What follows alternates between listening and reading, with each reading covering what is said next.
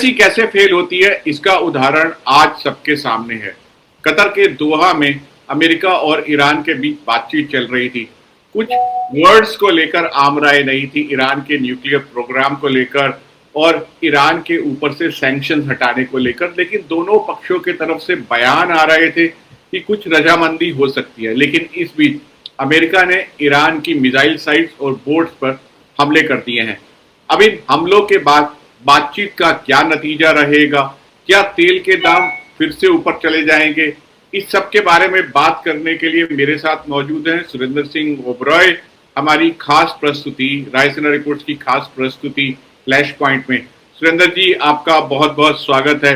क्या लग रहा है, फिर से युद्ध शुरू हो गया है? देखिए राजेश जी, जब जब ये लगता है कि कुछ नतीजा आने वाला है, हमेशा हमने देखा है कि अमेरिकन्स ने पहल की है दोबारा अटैक करने की। ये पहली बार ऐसा इंसिडेंट नहीं हुआ है, आप देखिए, लेकिन इस पर ऐसा लग रहा था कि नेगोशिएशन सीरियसली हो रही हैं। और यहाँ तक कि ट्रम्प भी बोल रहे थे कि मैं ज़्यादा बोलना नहीं चाहता हूँ इस इशू के ऊपर, लेकिन पॉजिटिविटी आ रही है। और ईरान के फॉरेन स्पोक्स पर्सन, जो फॉरेन मिनिस्ट्री के स्पोक्स पर्सन है, वो भी बड़ा हौसला दे रहे थे कि चीज़ें हो जाएगी, हो सकता है इतनी जल्दी ना हो।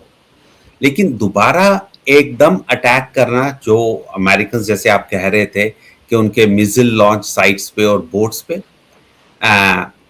मैं समझता हूँ ईरान भी अपनी पूरी प्रिपरेशंस कर रहा है, टारगेट्स पूरे उन्होंने अपने बना के रखे हुए हैं।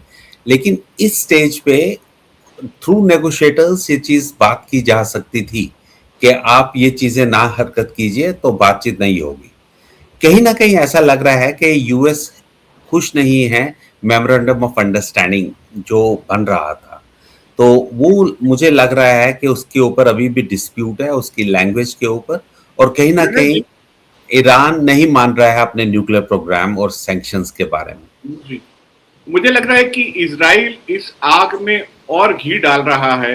इजराइल की तरफ से बयान आया है कि वो लेबनान में अपनी वॉर को एक्सपेंड कर रहा है।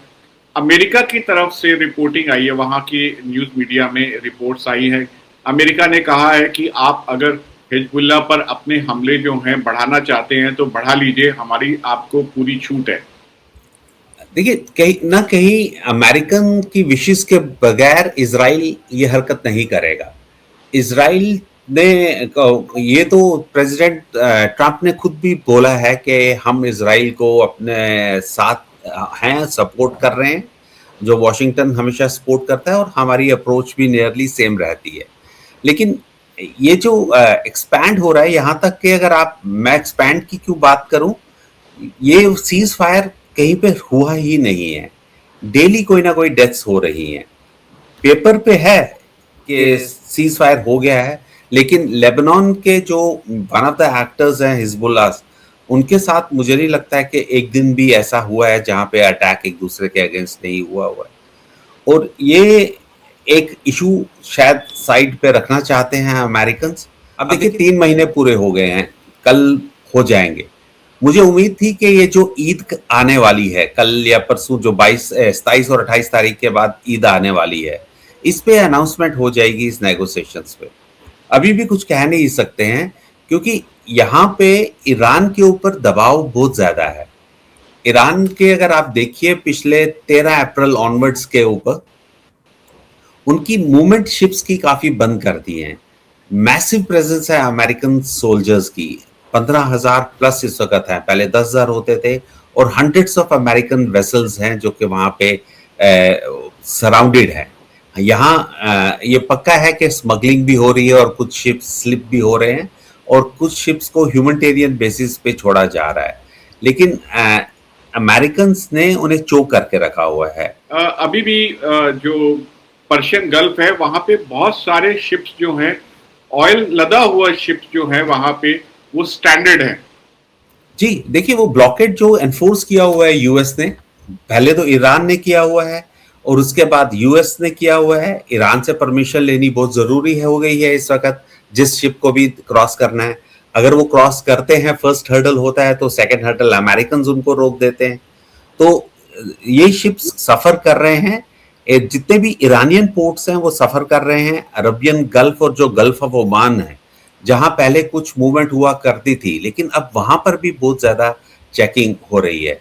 जो इनका सेंटकॉम है, यूएस सेंट्रल कमांड है, जो वो तो कह रहे हैं कि हमने 100+ वेसल्स को डिसेबल किया है पिछले कुछ हफ्तों में, जब से वो लोग वहां पे आए हुए हैं। तो ईरानियन मूवमेंट, और इसलिए ऑयल का रेट तो पक्का और बढ़ेगा, काफी ज्यादा जाएगा। सबको उम्मीद थी कि इस टॉक्स के साथ ही सब कुछ थोड़ा सा कुछ कंट्रोल हो जाएगा, लेकिन मुझे नहीं लग रहा है कि इस ईद पर भी कुछ होगा, टॉक्स होंगे, आज के क्योंकि हमले के बाद ब्रेंट क्रूड का प्राइस फिर ऊपर चला गया है, जो कि $100 से नीचे, अभी भी $100 से नीचे है, लेकिन फिर ऊपर उठना शुरू हो गया है, जो कि फिर दुनिया भर की जो स्टॉक मार्केट्स हैं और इकोनॉमीज हैं उनके लिए खतरे की घंटी है। इसके अलावा सुरेंद्र जी, डोनाल्ड ट्रंप का व्यवहार जो है वो पंचतंत्र की कहानी में एक बिच्छू की तरह है। चाहे उन्हें कोई बचाने की कोशिश कर रहा हो तो उसको भी वो स्वभाव की तहत जो है डंक मारेंगे। अपने एलाइज को उन्होंने फंसा दिया है और उन्होंने ये कहा है कि आप जो है इजराइल के साथ, एक बार ईरान के साथ शांति हो जाती है तो उसके बाद आप अब्राहम अकॉर्ड्स जैसा जो है वो शांति वार्ता करिए और समझौते करिए। और उन्होंने तमाम गल्फ कंट्रीज और पाकिस्तान वो मुल्क है जिसके पासपोर्ट पर साफ साफ लिखा होता है कि ये पासपोर्ट इजराइल के लिए मान्य नहीं है, और वो पाकिस्तान को भी बोल रहे हैं कि आप इजराइल के साथ शांति समझौता कीजिए, अब्राहम अकॉर्ड साइन कीजिए। देखिए, इसी से साफ जाहिर होता है कि अमेरिकन्स नेगोशिएशंस के लिए ईरान के साथ रेडी नहीं है। इनका वेस्ट एशिया, जो से वो ईस्ट एशिया कहते हैं, कि कुछ और कोई मेजर प्लान है। पाकिस्तान बहुत बुरे तरीके से फंसा हुआ है इस वक्त, इवन दो वो काफी नजदीक हैं, नेगोशिएशंस वगैरह कर रहे हैं, लेकिन उन्हें अब आगे बैलेंस भी करना है अपनी एग्जिस्टेंस के लिए। एक तरफ उन्हें इस्लामिक वर्ल्ड के साथ रहने का है, और दूसरी तरफ उन्हें चाइना और रशिया के साथ भी अपना बैलेंस बना के रखना होगा। यूएस इस वक्त जरूर कह रहा है, सच बात तो ये है कि डोनाल्ड ट्रंप पे कोई कंट्री भी विश्वास नहीं कर सकती है। वो पल में तोला पल में माशा क्या कहते हैं, एकदम अपनी स्टेटमेंट चेंज कर देते हैं, और यहाँ तक कि वो पहले काफी हैवी हो जाते हैं और वापस बाद में थोड़े से कूल भी हो जाते हैं। तो उनकी जो फ्लक्चुएशन है वो एज ए बिजनेसमैन शायद होगी, लेकिन एज ए डिप्लोमैट सूट नहीं कर रही है यूनाइटेड स्टेट्स को, और इस चीज के लिए आई थिंक सारे ब्यूरोक्रेसी काफी ज्यादा परेशान है। अब जहां तक ये अब्राहम अकॉर्ड का सवाल है, मुझे नहीं लगता है कि मेजर कंट्रीज इस पे, इस्लामिक कंट्रीज दोबारा इस पे कुछ ज्यादा विचार करेंगे। ये एक सजेशन उन्होंने जरूर डाल दिया है, एक फोर्स करेंगे, एक नेगोशिएटिंग स्टिक एक और रख दी है इन्होंने इन कंट्रीज के ऊपर, जो आमतौर पे करते आ रहे हैं। तो कहीं ना कहीं ये अपने बैग में से डिफरेंट इश्यूज निकाल रहे हैं just to keep these countries under some sort of a suppression, और अपना एक रूल बना के चलना चाहते हैं।